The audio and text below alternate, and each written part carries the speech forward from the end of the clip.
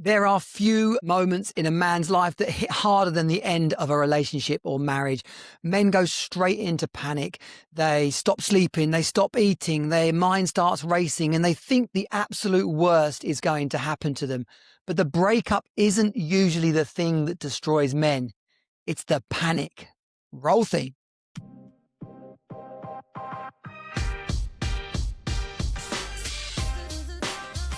Welcome to the Jonnie Jensen Show, where modern dads discover how to create the true riches, relationships and results they deserve.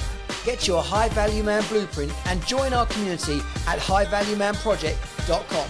Let's go. Hello men, welcome to the Jonnie Jensen Show. It's great to have you back. If you're a first-time listener, then welcome. How did you find us?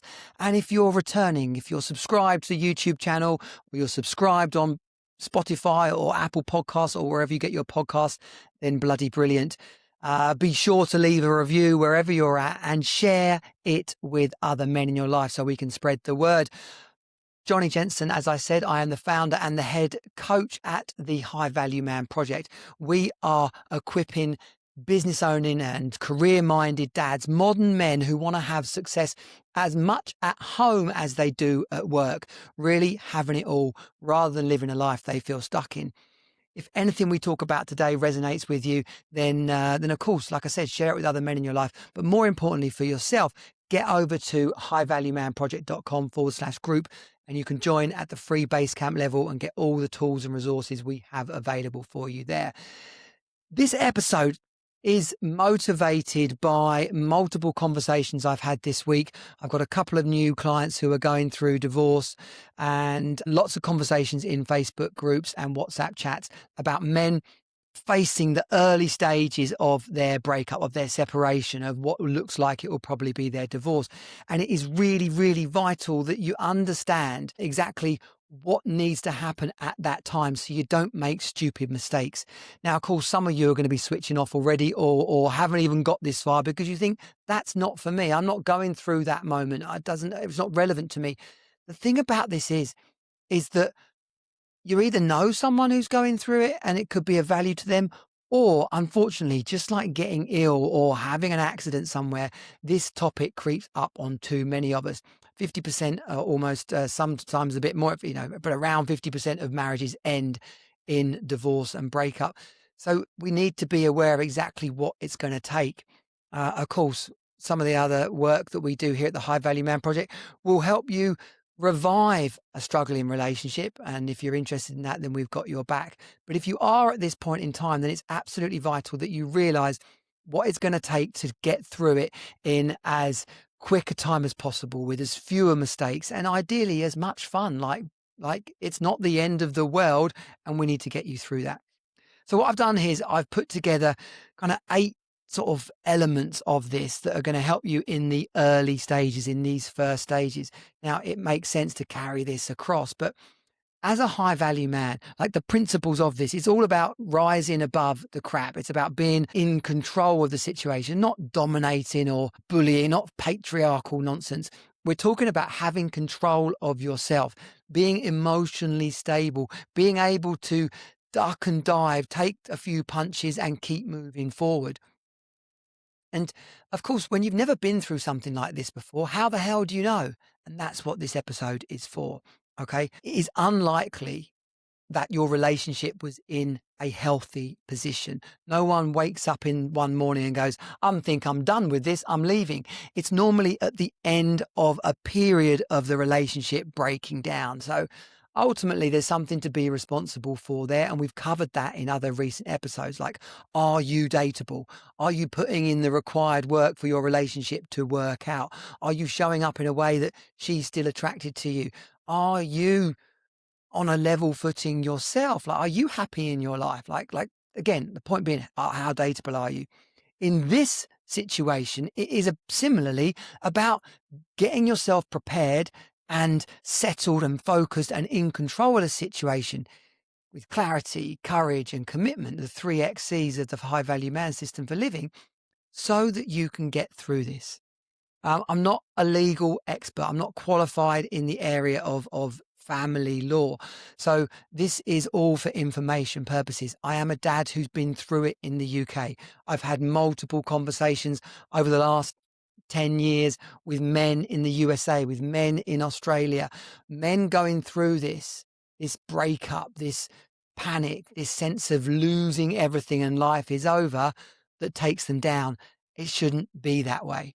Okay, so number one, stop the panic, right? Your mind will be telling you the worst possible stories right now. It'll be coming up with all sorts of nonsense about how the children are never going to be the same, or how could you let this happen? You promised this would never, you grew up in a broken family and you said it was never going to happen to you. Like all this sort of panic and doom. And, imagine someone was stood behind you telling you this stuff, like whispering this story in your ear. It would be like, whoa, mate, that is bleak. Like, where are you getting all that from? It's simply not the case. It's this deep sense of loss for what we thought was our future, to what we thought was our whole identity, to what we thought gave us a reason to get up in the morning, i.e. our family, our wives, being a dad, the home, the routine, the whole of it. But you have to realize that many men have walked this path before you so that you don't have to have this level of panic. What one man can do, any man can do. And for all the doom and gloom you might have heard of dads getting screwed over in family court and people not seeing their kids, like, yes, sadly that does happen. But there is, I don't know about equal number, but there is a significant percentage of men who get through this with the desired result and get back on with their life, and indeed end up with a life that was better than the crap relationship they were in.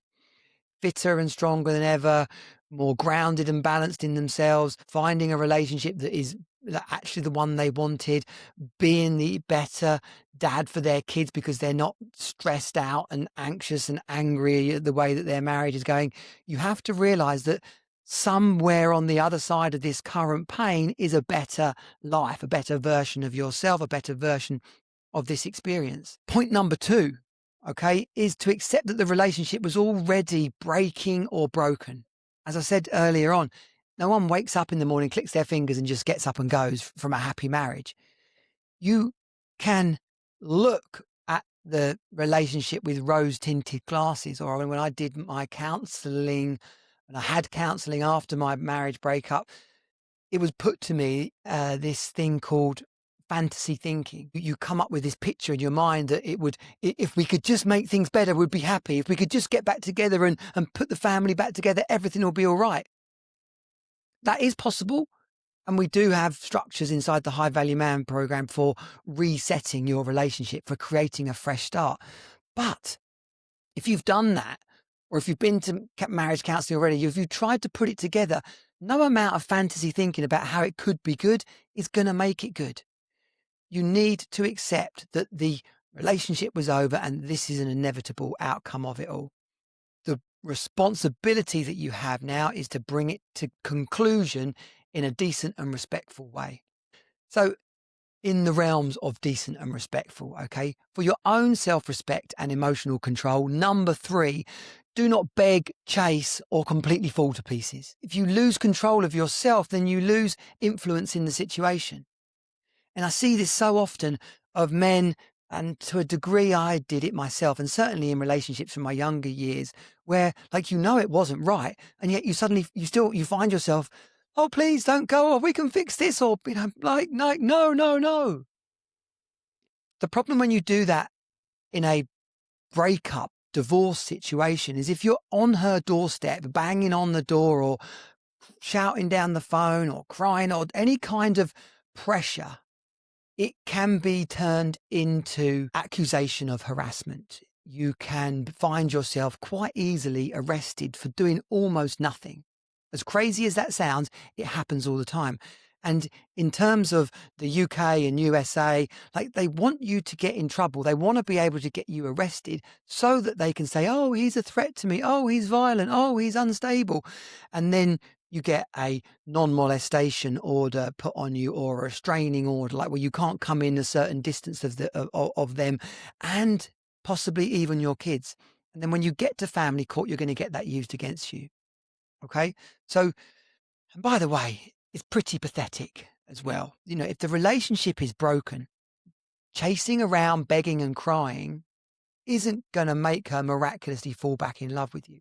If there's any hope or desire of that, which isn't necessarily recommended at this moment in time, you getting stable, grounded, taking responsibility for the way the marriage was, getting fit and healthy, starting to have your own life, like really being the man that she fell in love with, or the version of the man that she wants to stay in love with, is what might have had that relationship work out.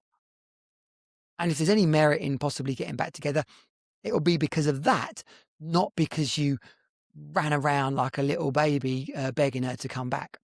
Which brings us into number 4. Okay. Control yourself, not the situation. You have really in life control over only one thing, and that's yourself. The things that sit in your own domain. In order to obtain influence over something else or another situation, well, it's still going to be about how you show up. And the degree to which you show up grounded, in control, strong, confident, charismatic, is the amount of influence you'll have in that situation. Someone who's angry or desperate or upset, like you're not going to have any influence in situations external to yourself because you haven't got control over yourself. And men do their own heads in mentally and emotionally by trying to, probably physically as well to a degree, by trying to control things that are outside of their control. The classic one for us guys is trying to fix things, trying to fix her, trying to fix the family, trying to fix at work. And obviously to a degree at work we do, if it's our business in particular, we do have some control over that. But in terms of our relationship and how she's being, most women don't like being fixed. So again, it's about mastering yourself in this moment and not falling to pieces. I'm going to throw into this as well a short explanation of the grieving process.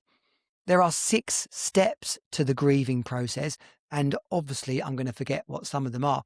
But there's anger, euphoria, dismay, optimism, just one other, of course.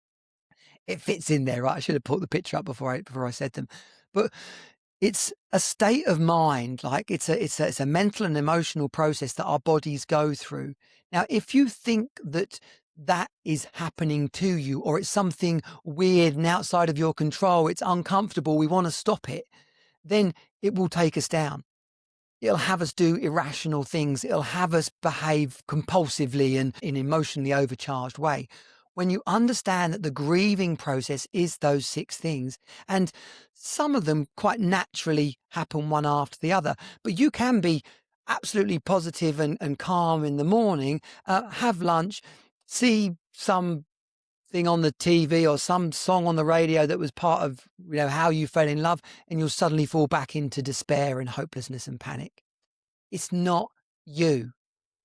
It's not going to stay like this. It's just the grieving process. So you let it be. You understand what it came from. Oh, that was the song on the radio. I'm not going to entertain or indulge that. I'm just going to notice it, be okay with it, maybe have a little bit of grace for myself, and then carry on with my day. Okay? And by the way, thinking about those last 2 points and the grieving process, it's quite often in those moments when we'll do things such as rant and rave or send a long email begging or some other kind of emotionally charged action that isn't very helpful. It's important to realize that at this moment in time, really your number one focus is the children, what they need, and how you're going to get through this effectively. It's business now. Okay, number 5, looking after your physical state. This fundamentally is the fire code in play. If you've not listened or watched before, then the fire code is one of the 2 core parts of the high value man system for living. Focus, that's yourself, your diet, your sleep, your fitness, your mindset. your impact. That is managing your money, being in control of what's going on at work. Relationships, that is the people around you that you're connected to. In this situation, it's going to be your friends and family. It's going to be the time you have with your children, hopefully 50%, and your mentors, bosses, business partners, and connections. Like having that all handled is going to give you greater control, give you greater peace in this other part of your life that is wild and upsetting and slightly broken at the moment. So the physical state that you're in, the F of the fire code and energy, right? The amount of fun, adventure, and peace you have in your life. But knowing at the moment that you are going through an extreme period of stress and emotions, getting enough sleep, eating right so you're fueled properly and energized properly, doing some physical exercise so that you're sweating out some of the stress, so that you're relaxed at the end of the work, so that you're fatigued properly through physical stress rather than emotional and mental stress. This is how you get yourself back to feeling okay. When you dwell on and slide into oblivion and don't do any of those things, don't look after your physical well-being, then the feel-good chemicals that our body produces through those activities, the dopamine, oxytocin, serotonin, endorphins, we need those to thrive. So if you're sat on your ass, miserable, crying, not doing anything, not sleeping, not eating, not all this other stuff, you're going to feel worse. It's going to be harder to get back on your feet. It's going to be harder for you to engage in dialogue with your ex about contact or speak to a solicitor or prepare a document for the family court if you are completely drained of everything you need. It is your responsibility to fuel the machine, to put yourself in the pit stop, to put yourself in the best possible state to perform. Okay, number 6, remember in all of this that you are still dad, you are still daddy. Now, if you're not seeing your kids right now, that can be horrific. But being completely broken, being angry, ranting and raving, banging on the windows, doing whatever it is that you might be doing in a frantic state, that's not supporting your kids. The thing to do as the father is to understand the process, is to be level-headed, is to rise above her crap. Don't get drawn into battles of you did this and you did that and well, it wouldn't have happened. No, none of that matters right now. It's business. We're looking forward into the future. Because the time that you do have with your kids, it's really, really important, essential, vital that you have a good time. Hopefully it's 50-50. Hopefully it's a sensible amount of time. But whatever the amount of time is, you want to be on like the best possible footing to be able to say, hey guys, how's it going? Now, I've lived this, so I know what it's like to wake up without them. I know what it's like to have to take them back to their mums. I know what it's like when you get back to your place and the house is empty. I know all of that. But I also can stand here 10 years later and say it gets better. And the quicker you realize that when you're with them, be 100% dad. And when you're not with them, be 100% for you. The quicker you can realize that, the quicker you will be able to improve the situation for yourself. It's very easy to separate this down the middle, right? Rational side and the emotional side. But it's when those two sides blur into each other that you create problems, that you create this mental mayhem for yourself. Like, oh, I'm never going to see them again. And oh, you don't understand. And I can't sleep. And it's like, no, we've broken up. This is the contact schedule I propose. This is how I'm going to address her. This is, we're coming on to point number 7 in the moment about getting smart quickly, but this is what I've got to do in family court. This is how I'm managing my work. I'm in control of all this so that I can be the best version of myself for my kids, so that I can be daddy. And by the way, the more you're like that, the more, in most situations that I've experienced, when the mum isn't playing ball, when she wants to take you down, the more confident, grounded and stable you are, the more it will do her head in. Because from what they've read, from what they've been told, they'll be expecting you to panic and crumble. Because that's how they then get to say, see, the kids should be with me because he can't be counted on. He's unstable. He's all the other things they're going to throw at you. And they will. because you can download it off of NetMums and other forums like it's a proven checklist of how to screw the dad over. What I'm telling you right now is how to not let that playbook, that checklist, get executed on you. Which brings us on to number 7, get smart quickly. Speaking about the legal process in the UK, which I know a great deal about, it's quite black and white.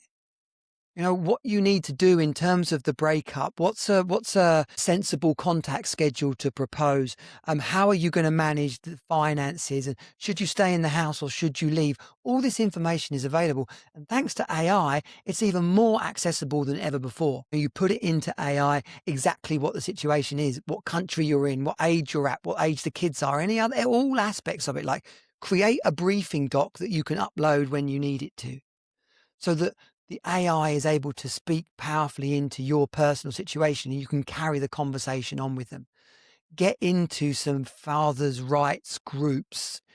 Go into ones that are predominantly male, like dad based.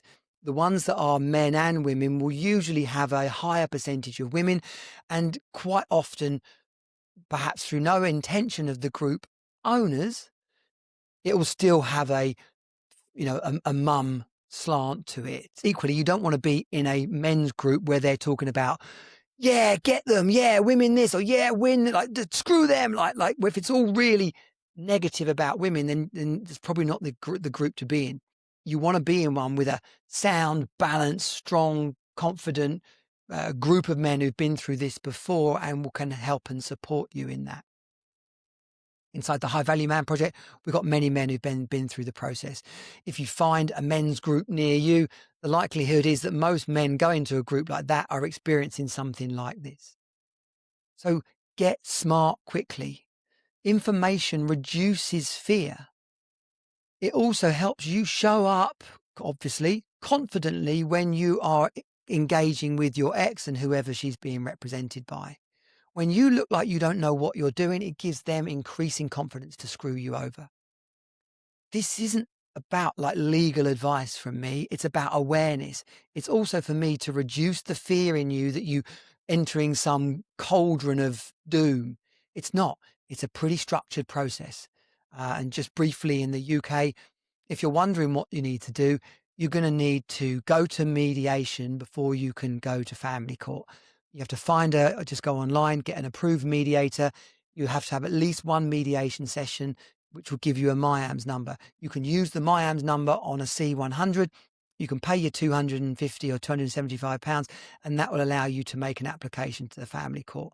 And then when you do that, you're going to follow the Section 7 welfare checklist, which is a structure that the family court will use to assess exactly what should happen with contact arrangement. And that's really about being child-centric. It's about putting forward a structure that says, my work looks like this, my time with the kids will be like this, my proposal for contact is this. I want to suggest 50-50 is in the best interest of everyone. It means we can do handovers around school. That creates less reason for contact, less reason for hostility. It's better for the children's emotional state and load. Everyone knows where they stand and we can get on with our lives. 2 happy homes, 2 thriving parents, kids running happily between one home and the other. When you keep saying things like that and she's on the other side going, he's this, he's that, you don't understand. Like one of you looks calm and in control. The other one looks like a raving nutter. Make sure you're the one who's calm and in control. And then finally, number 8, with all that other stuff handled, and like there's no structured order to these 8 things, but making sure that your house is in order, making sure that your work and your money, your day-to-day routine, what you're going to do when you've got the kids, what you're going to do when you've not got the kids, get into structure. You don't want stress in your life because obviously you're in quite a stressful time, and how you manage this is by closing as many emotional loops as possible. An emotional loop is a situation where you have left a subject not taken care of. If it's money, it might be that you don't know how much money you've got saved. You don't know how much money is in the house. You don't know how much money you might have to give her. You don't know, like, go and find all this information out. It's not a secret. It's not hidden from you. You can structure and plan this out in advance. When you're talking to your boss or business partner, you know, explain to them where you're at, reassure them, let them know, like, right now, I'm probably going to be working to what I call the minimum viable output. Like, I'm going to make sure everything's done. I just don't know how much capacity or how useful I'll be beyond that right now. Can I count on your support over the next, 3 months? Now, I'm not going to drop the ball, but it's going to be a tricky time. That's far better than looking like this broken person sat at his desk, turning up late, not answering calls, and everyone wondering what the hell's happened to him. Think also about who you need to be in contact with: the kid's school, her clubs, hobbies and interests, anyone who's got influence over the children. The likelihood is, if you're going through a particularly strained breakup, that she's going to be looking to have dialogue into all those people. She may well be dogging on you and talking about you in disparaging ways, slurring your reputation and what you might have done to her and how it came to this. It's not about you having the same amount of like chit chat back. You're not trying to slate her. You just want to be above it all. Do you know what? She's a good mum. The kids were made with love. I'm really hoping we can just move past this. It's a shame how she's being towards me, but I really want to rise above it and create a positive situation for the kids. When someone is hearing you say that, but in their other ear a few hours before, hearing someone absolutely slate you and tear you to pieces, the two things don't add up. They're looking at you going, wow, he seems like a pretty solid guy. And on the other hand, they're hearing this bile coming from the other side. I don't want you to panic about this. Not every woman goes mental at the situation. And by the way, the structure, the family court process, the child benefits agency, like what do they call it in America? Anyway, child payments. It's a piss take. The system makes money out of it. Particularly in America, the actual courts that set up the money that the father has to pay get to take a percentage of that money for themselves. In the UK, there's whole industry of solicitors and law courts, barristers, clerks. Like, people's livelihood requires there to be a nasty structure process for people going through divorce. Do not let yourself fall into that unnecessarily. I use this analogy so many times, but it's better to be riding the wave than constantly being taken down and battered by it. That's the situation you want to be in. The points I've given you in this podcast will help you prepare for that in the best way possible. This is the moment you get very organized. It's business. The more stable you are in every area of your life, the less the chaos of this one area will have over you. Breakups are very emotional. It's your job to keep it business, to keep it practical, to stay on top. The thing I want to leave you with is that a relationship ending is not the end of your life. Actually, it's the start of a new chapter, right? It's the end of that one that wasn't really working. It's the end of that one that's run its natural course. This is a wonderful opportunity for you to truly tune back into who you are and what you want, to recognize the mistakes of that relationship and go, do you know what? I'm not gonna do that again. I'm actually gonna start enjoying life again. I'm gonna get back into the things that I enjoyed doing. I'm gonna be the dad that I want to be to my kid. I'm gonna meet someone new and fall in love in a positive way where I enjoy waking up in the morning next to her, where our lives are supportive of each other and we are thriving because of our relationship, not despite it. Do not let your relationship take you down. This is about moving forward. There's no such thing as the one, okay? If there was, the one that's just finished, it was awful. Women everywhere are looking for good men. And if you're a good man, if you're a great dad, then the future you want to create is absolutely within your power. If I can be of assistance to you, right? Not like if I can take your money, if you can join the program, whatever. If you're a dad going through a tough time, come and ask the conversation in the High Value Man Project Basecamp. That's a free area of our community. highvaluemanproject.com/group. I'm on LinkedIn. I'm on WhatsApp. I'm on Facebook. Like, you can message me. Every new contact is invited to have a turbo call with me. highvaluemanproject.com/turbo call. That can be some peace for you. We can talk about like something that's going on for you and a pathway out of it using the High Value Man system for living, using the experience that I've got of breaking through these situations. And if you know someone who's going through this, who you think isn't doing what it takes to come out of it positively on the other side, then give them this episode, put them in touch with me. As men, it's our responsibility to look out for each other. No lone wolves, no man suffering on his own that you didn't go and ask for help. When that mate says, yeah, I'm fine, say, I'm not sure you are. Like, are you really fine? Like, is there anything I can do for you? Make it your business to see them thriving. Trust your gut, like, you know what I'm saying? Okay, men, I'll see you next week on the Jonnie Jensen Show. Let's go. Thanks for tuning in to the Jonnie Jensen Show. Be sure to subscribe, leave a review, and share it with fellow dads. Creating the life you deserve starts with you. Get your High Value Man blueprint and join our community of motivated modern dads at highvaluemanproject.com. Let's go.